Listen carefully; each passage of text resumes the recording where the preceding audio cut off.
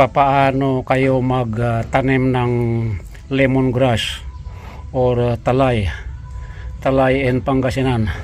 So ito dati tinanim ko ito, isang isang puno lang na nahingi ko, tapos pinutol ko yung mula dito, saka ko itinanim dyan.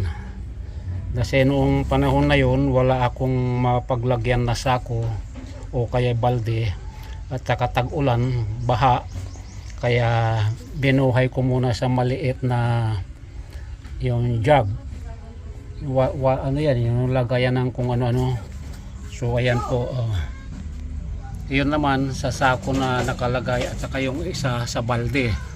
Ngayon kung mayroon kayong malaking paglalagyan, mas mainam, pero huwag kayong magtatanim ng tanglad na yung dinadaanan ng tubig lagi, yung nababaha, kasi ayaw niya ng lubog sa tubig. Kung mayroon kayong mataas na pwesto na pagtatamnan na hindi nababaha, okay, pwede. Kaya ito, mayroon akong sakong nakahanda, 2 sako. Yan organic din yan. May puro organic na ang laman yan.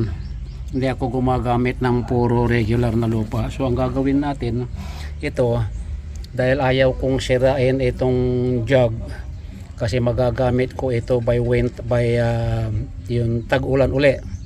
So binabad ko muna sa swamp fertilizer. Ayan, nababad na yan kanina pa.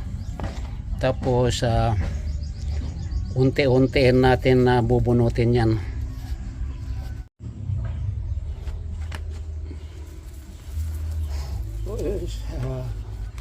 Hindi bale ng may istorbo yung ugat, kasi madali naman buhayin. Isa ito sa halaman na ginagamit sa pagkain o ulam, lalo na sa isda, pangalis ng lansa, na napakadali pong buhayin.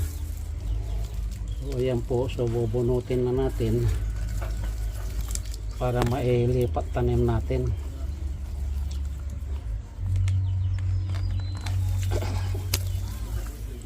So ayan po,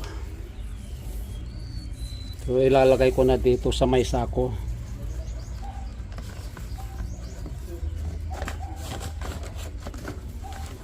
At itong isa, ganun din ang gagawin natin.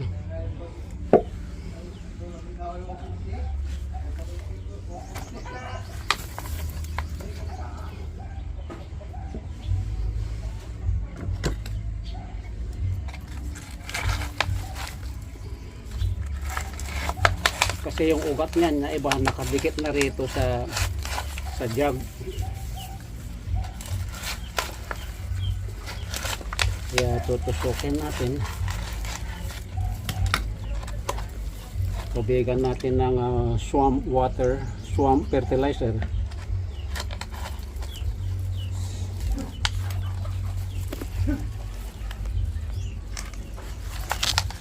Gamitin ko na yung kamay ko.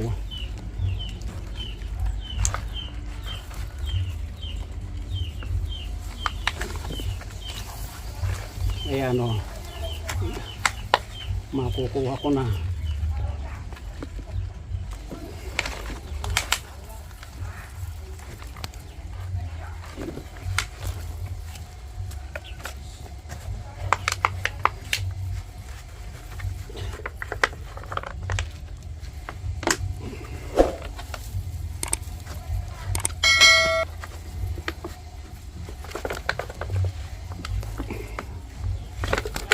So ayan po, buo siya.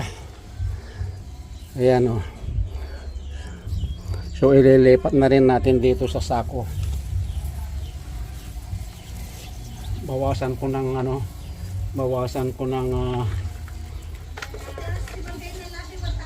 black soil at itatabon natin dito.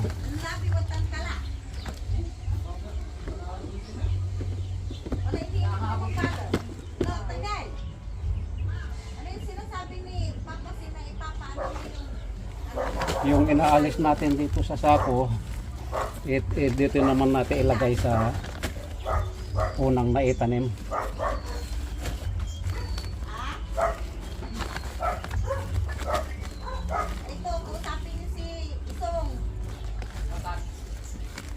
Awit lang, tandyan na si Iso.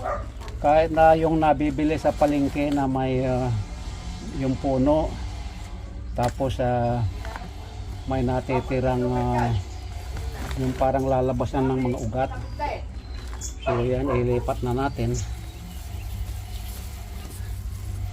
So yan. Ngayon yung galing dito,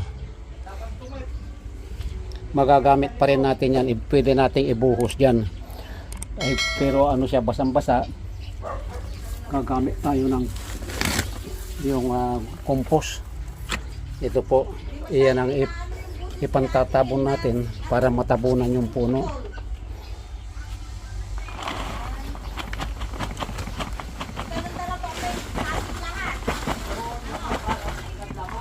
Ayan, kahit na malalim, okay lang. Nalibusin pamirinda yan, sila mamirinda.